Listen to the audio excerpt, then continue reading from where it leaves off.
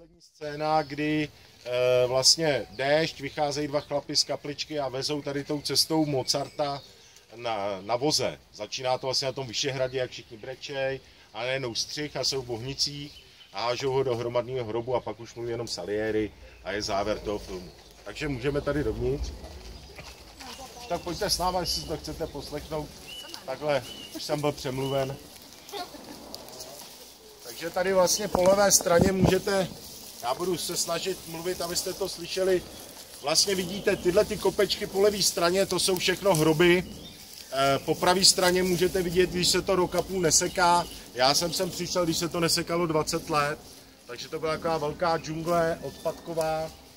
A u kapličky byl vlastně, možná pamětníci vzpomínají, ohromná skládka, kde byly sedačky, stany a tak dále, takže to se podařilo odklidit. Takže zase vidíte břečťan všude, který tady je. Kromě těch 3 stromů za mnou tady dolejvali olej a traktor tady takže tady to břečťanu nechutná. A zajímavostí je, že ten břečťan už nepřeskočí dál do toho lesa, zůstává jenom tady. Tak pojďte tady na ten se mnou. Kdybyste měli jakýkoliv dotazy, ptejte se, rád vám odpovím.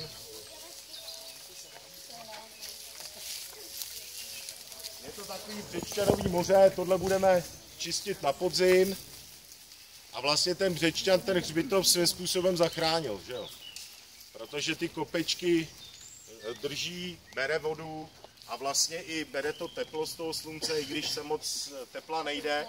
Všimněte si tady za mnou třeba ta cesta, když zvednete hlavu, tak vidíte prostě ty gotický, dá se říct, jakoby stropy, jo? Že ty větve dělají opravdu takovou krásnou chodbu, která tady, když je vedro, tak je tady příjemně. Doporučuji návštěvu od 3. hodiny raní, je to úžasný, je tu klid, zadupe králíček a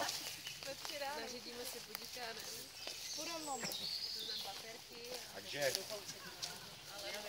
my se blížíme na prostředek toho hřbitova, tam se protínají 3 kříže, jeden kříž vlastně je na bráně, druhý byl tady na tom podstavci, teď dneska je tam dřevěnej, malej, a třetí byl v kapličce. To byl vlastně průsečík, nebo protínali se tu 3 kříže, takže to bylo takový srdce toho hřbitova.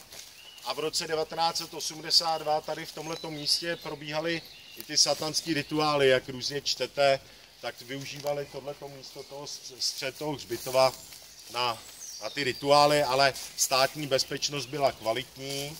Takže uvnitř satanistů byli samozřejmě také tajní policisté, kteří je v momentě, kdy začala ty seance, tak je pozbírali. Tak pojďte ještě to. Klidně se přidejte, já jsem se rozhodl, že to všechno budu povídat. Nejsem si jistý, jestli to upovídám, ale tak. To dáte. No, tak to rozumím. Díky moc. Na kontajnere, který nás čeká říjnu. Díky moc. To jsou dobrovolné dary. To není korupce. Takže, tady vidíte podstavec, o kterém jsem mluvil. Kříž na druhé straně, v kapli třetí kříž vlastně na bráně. Jak sem chodí takový ty různý lidi, kteří jsou nacítěný, načtou si spoustu věcí a vidějí vlastně to, co ani vidět nemůžete, tak například tamhle na tom stromě každý vidí mimozemšťana nebo zdeformovanou lebku, kde jsou ruce v bok s nožičkama. Jenom mluvím o tom, co lidi vidějí, že to někdy přehánějí a někdy jako se nacitují zbytečně v některých místech. Jo, to jenom říkám, že mi tady stáli lidi a hele, mimozemšťan. Nebo se teďka rozšířilo přes nějaký video, že se nesmí říkat jméno Marie Tůmová. Slyšeli jste to někde? No. Nesmí se to říkat, nosí to smůlu. Život je úplně blábol, jo. Nesmíš překročit hrob, prej ohluchne. Prostě už jdou ty legendy do extrému někdy. Tady, jak je kolegyně, tak tady můžete vidět takový místečko, který je zajímavý. Tady se to propadlo. Vypadá to, že tam je jakási podzemní část hřbitova. Je to vyzděný cihlou, jde to 10 metrů dolů. Tohle se vlastně utrhlo v zimě. A tady, jak přímo stojí, tam je kanál, kterým do toho vcházeli. Jo. půjdete blíž a nespadnete do toho, i když tam někdo spadne, hlavně foťte. Ahoj. Tak vidíte přímo, že to je kanál, nevím, na jakém hřbitově jiným jste viděli někdy kanál, že jo, tady odpad nebyl, není to hrobka, na to nikdo prachy neměl. Takže tady tudy se vlastně vcházelo někam dolů do nějakého prostoru, který je pod tím. Můžeme spekulovat, říká se Bohninská léčebna, spousta podzemních chodeb a tak dále. Možná, a teďka opravdu jako bych ani, tak když to točíš, tak jo, ale říká se, že tady byli pohřbívaný třeba i faráři, kteří prošli nějakou duševní nemocí. Dokonce v těch zápisech je napsaný jako posedlí a tak dále. Takže je možný, že třeba jim tady dole udělali nějakou extra hrobku pro nějaký takovýhle VIP faráře. Ale nejsem si jistý, fakt jako spekuluju hodně moc. Ale rozhodně je to vyzděný a je tady kanál. A máme tady pásku reflexní, abyste tam nespadli. Tady naproti, když se otočíte, tak můžete ty hroby už vlastně vidět, jak jsou v řadě, jak jsou hezky, jak se šetřilo místem, jak se ta řada udržovala. Tady ten hrob, to je Marie Hejzlarová. Když už ten náhrobek neukradli, tak ho skopli na zem. U ní je takový smutný datum, že byla 24. prosince na Vánoce 1920. Nesouvisí to s žádným, ale je to takový smutný datum, že někdo zemře na Vánoce. Ještě chci upozornit jednu věc, že se pohřbívalo vždycky 3. den po vaší smrti. V té době se to fakt dodržovalo. Byl to ten důvod, že se čekalo, jestli 3. den náhodou jako Ježíš Kristus nestanete z mrtvých, takže ten 3. den a pak jste teprve šel takzvaně pod zem. Takže teďka půjdeme tady ke kapličce, což je bomba, jak to tam svítí, to jsem rád, že... Jo, takhle vypadaly ty čísla. Bylo jich tady 4200, mám jich tady asi 6. Ono váží asi 1,5 kg, takže...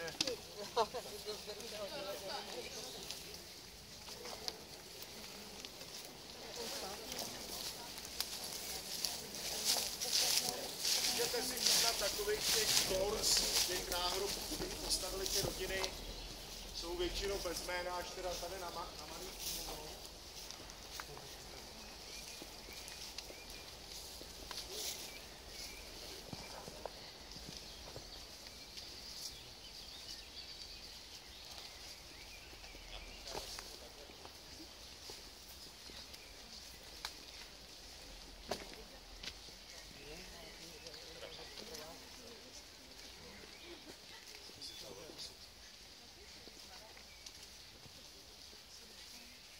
Takže přátelé, já se pokusím, abyste slyšeli vzadu, protože budete procházet. Tohle je náhrobek Marie Tůmové, který tady zůstal. Šmejdům se teda nepodařilo ho zničit, postříkat a zlomit jako u mnoho jiných. Marie Tůmová zemřela v dubnu 1912, bylo jí 29 let, byla služebnou, byla skladná a její léčba probíhala tak, že ona měla těžkou schizofrenii a tu schizofrenii v té době léčili, že vás nakazili malárií. Je to prostě zvláštní, ale mysleli si, že vás prostě nějak vyhřejou nebo ta teplota, že změní nějakým způsobem to vaše chování. Měsíc po hospitalizaci vlastně zemřela. Byla matka 2 dětí, celý život byla v pohodě. Že spousta lidí si myslí, že blázen musíš být od narození, ale když čtu knihu zemřelých, tak to jsou normální lidi, povolání, úplně jako, jenom to pak přišlo prostě nějakým způsobem. Takže to je Marie Tůmová. Vyfoťte si, podívejte se. Má i číslo, si tak. Tak se podívejte, já už jsem se rozhodl.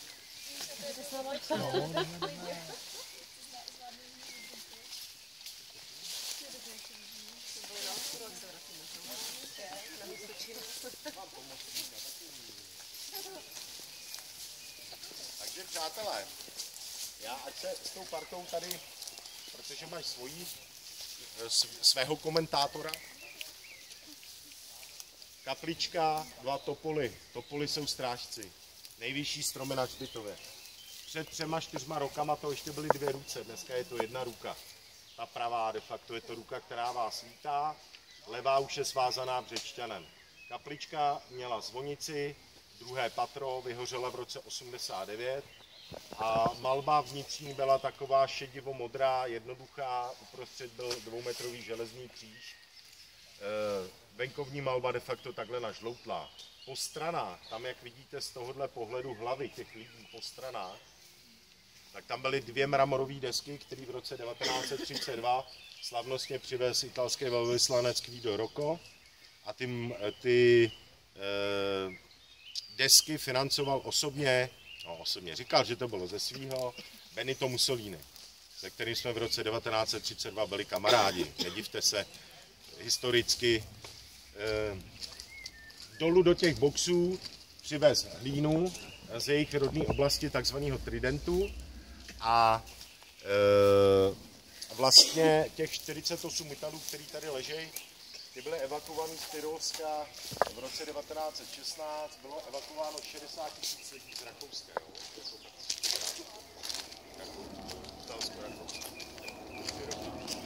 A psychiatrická léčebna v té oblasti měla 180 pacientů a když přivezli do pohodnické léčebny, 48 z nich teda do konce války zemřelo. Ale problém byl, že oni sebou asi přivlekli do té bohnické léčebny tyfus. Takže po jejich příjezdu propukla v určitých oddělení tyfová epidemie, která v tom roce stála vlastně 640 životů v jednom roce. 640 lidí, které muselo být pohřbeno v jednom roce.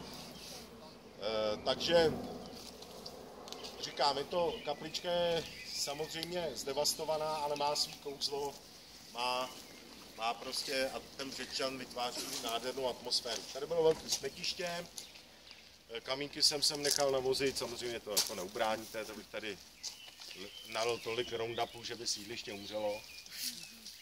A vy to můžete teďka obejít celý, postupně, dívejte se, kdo teda to ještě neobcházel. Ale bacha, nebo já jdu radši s vámi. Mějte se hezky. Jo, díky moc. Díky moc. Ahoj. Tak. No vidíš, jak jsi šikovný, jak zaujmeš lidi, tady kolega, paráda. To je to nejmenší. Můžete se podívat do té kapličky dovnitř, než to budeme obcházet. Fotogenický krásný okno, přes který jde Břečťan, tenhle ten pohled vlastně těch je jako úžasný. Samozřejmě večer, když vy sem nechodíte, ale já, tak se to dá osvítit, má to nádhernou atmosféru, je to úžasný. Ty svíčky třeba v 11 to celý rozsvítějí, takže vidíte ty kontury té kapličky a má to opravdu jako, je to skvělý. Byly tam 2 dřevěný kříže, který mi odcizili. Jeden pomatlali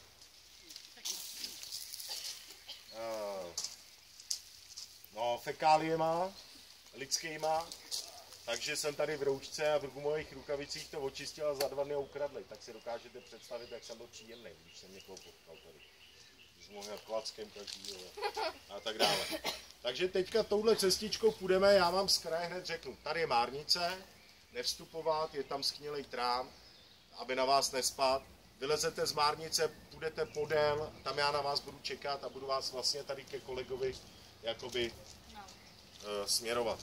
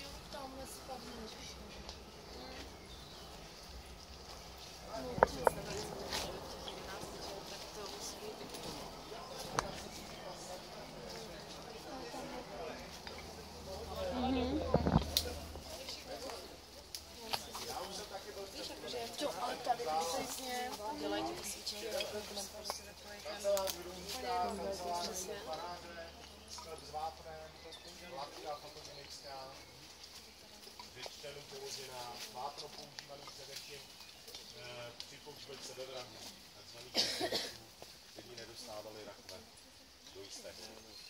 Ale byli vládní. Pojďte, no tak na mě počkejte a přidejte se. Tak, můžeme pokračovat. Kancelář hrobníka, faráře, pozor na díru, vidíte vestu, tam je díra, kde je vesta. Kladka, dole byl sklep s vápnem, vápno se používalo především při pohřbívání sebevrahů. Sebevrazi nedostávali křesťanský pohřeb, ani tu rakev, která je symbolem nějaký lodi, která vás má převízt. Takže to bylo vápno. Když tam spadnete, je tam jenom voda, takže nic se vám nestane, kdo umí plavat, můžete doplavat vlastně až do Mělníka. Tak můžete pokračovat přeze mě, počkejte tam na mě. Kladka je hezká, fotogenická, mám ji rád, protože ji nikdo neukradl. Je ze železa, je to poslední železo na tady na hřbitově. Tam je bubinec. Můžete? Když mi tam natočíte, co tam je. Takže říkám, tohle sklep s vápnem používaný na sebevrahy, který nedostávali rakve, kancelář hrobníka, faráře, tady na té straně. Nejsou tam nějaký větší prostory? Ne, tady ne právě. Já jsem si taky toužil, že to budou podzemní prostory. Viděl jsem něco na tom YouTube, ale je to jakoby větší, ale je tam voda, ale nevypadá to, že by to někam vedlo. Víte, že bych byl rád. Samozřejmě, takže by byl rád. Každý je tady. Tak.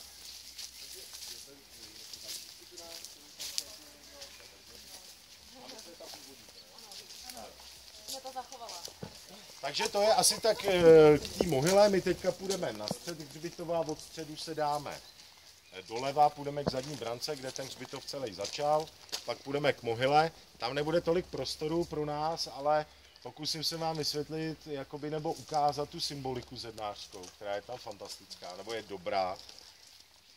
Ale tak asi předběhneme. Pojďte za mnou, protáhneme se.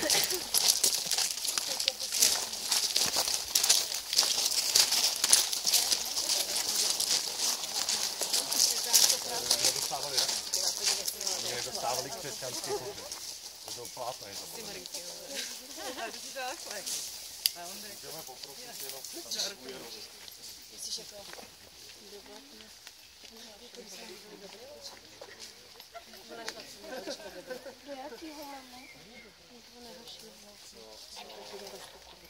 Vlastně natočený na YouTube ten dokument vlastně o hřbitově, tak to takhle kámo.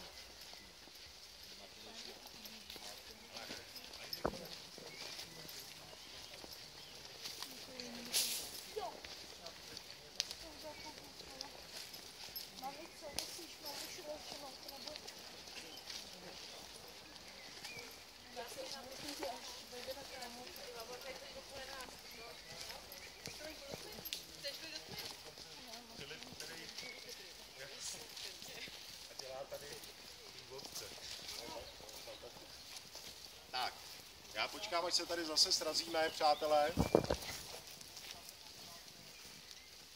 A půjdeme vlastně tamhle do té zadní části, teďka ještě počkám tady na ten ocásek náš poslední, ten konec. Vás hujerový. Nás sjete. To jsem všechno hujerový tohle. Pozor. Mohla jste mi náhodou zjistit, co tam je? Když vy byste s tou váhou nepropadla. Pozor na tu díru. Prosím vás takhle, tady je ten kanál. A my teďka půjdeme k té zadní části, k té zadní brance, kde vlastně zase můžete vidět všude kolem nás hroby a břečťan.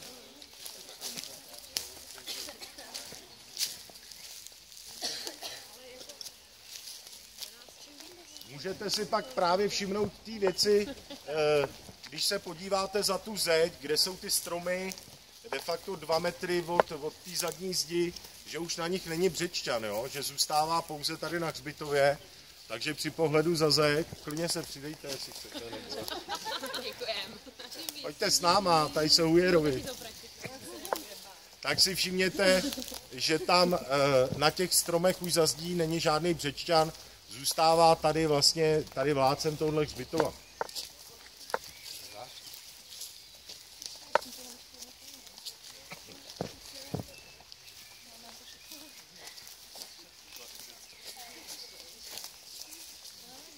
Tak.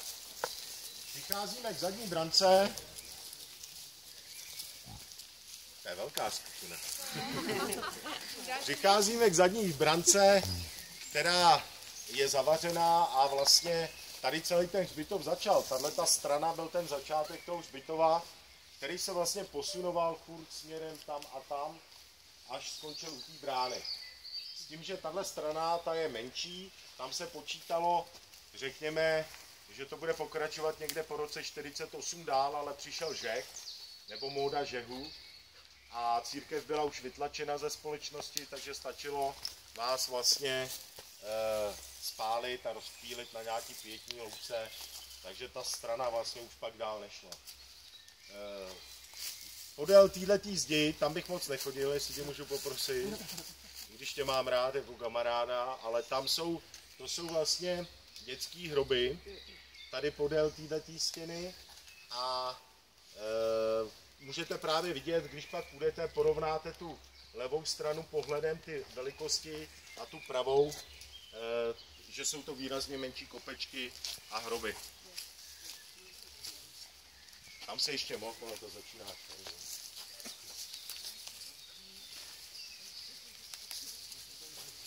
A zase, jako podívejte se na ten pětčan, to je paráda.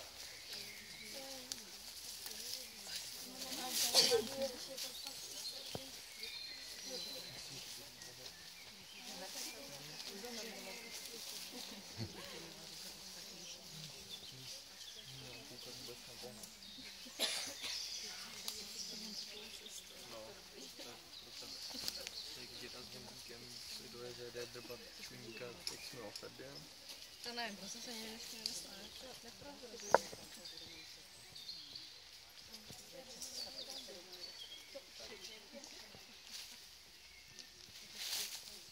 Přátelé, tohle je skutna, abyste si nemysleli, že je to hrob skutna, takže tichou poštou dozadu můžete posílat informaci, že tady je skutna. Studna. Studna vlevo.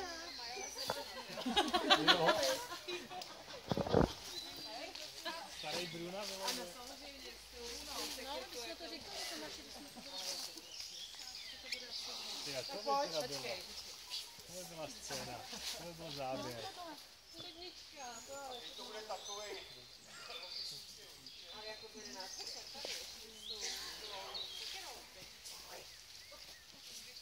Přátelé, snažte se posouvat takhle třeba do té cestičky, ať se sem dojdeme, to je logistický vodiče. No, nezakopněte tady. Můžete se ještě posunout tam, ještě kousíček dál, abych, no jasně. Dobrý, už to. Abyste mě slušeli. No já budu ukazovat tady tím směrem, takže když budete za mýma zádama, tak neuvidíte některé věci, takže spíš se jako dívejte na mě. A ještě pojďte, ještě jsem v klidu.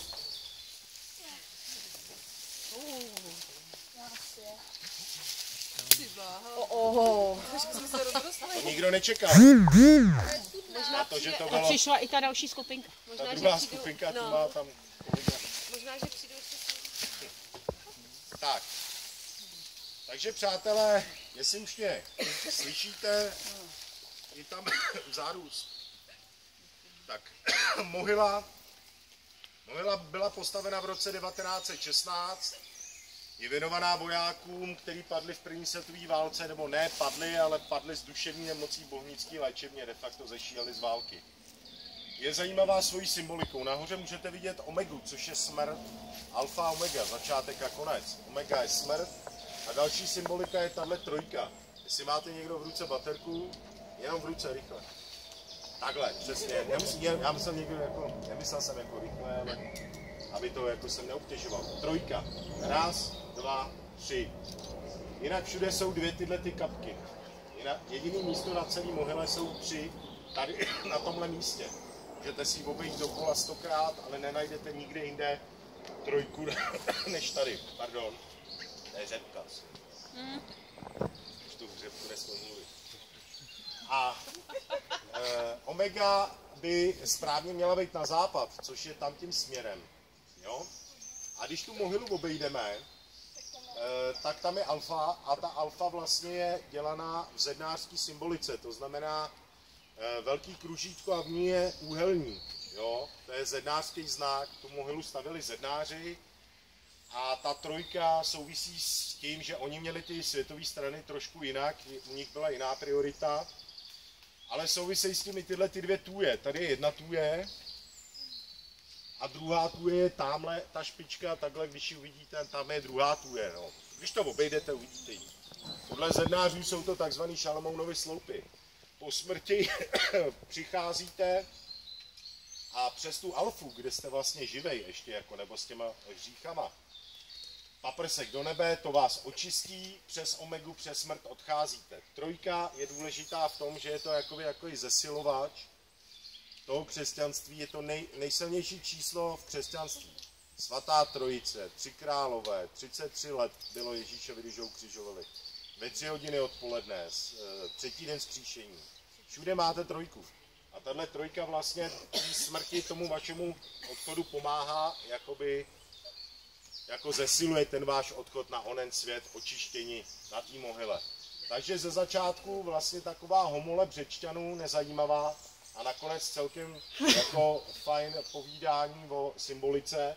Takže vy si to můžete přejít a tu alfu nejlíp uvidíte tamhle od toho stromu, kde na vás počká. A kdo najde 3 kapky mimo tam, tak vyhrává zájezd do Liberce.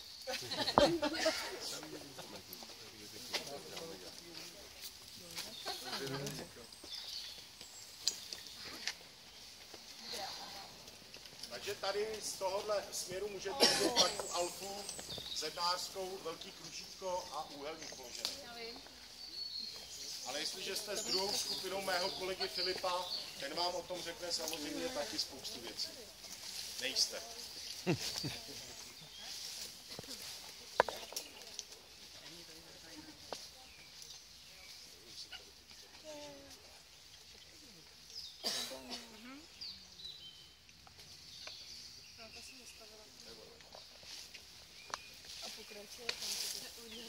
Takže znova opakuji, zednářská mohyla za symbolikou zednářského znaku z této strany, kružítko, úhelník, oni tam dávali ještě G jako geometry nebo G jako Bůh, God, Karel God.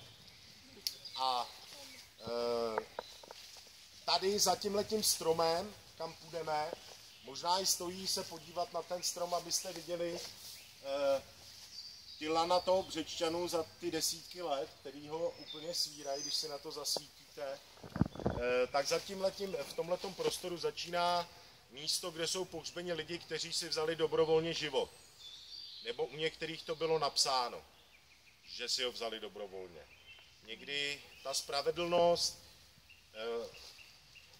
některý duševně nemocní udělali i spoustu zlých věcí. Jo? Jsou tady žháři, pedofilové. Mimochodem poslední doživotní vězeň bohnický léčebný měl být spartakiádní vrah, jestli vám to něco říká. Ale dneska už de facto chodí jenom ambulantně. Straka. Takže tohle je takový místo, který je chladnější, klidnější, bez problémů. Ale už se přejmenoval.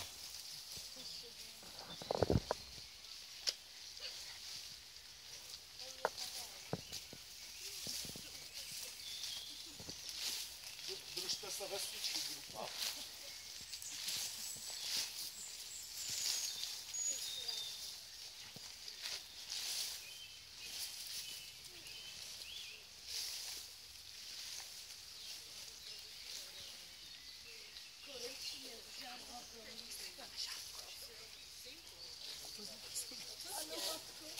Já ti dám matku. Šroubek. Maminko.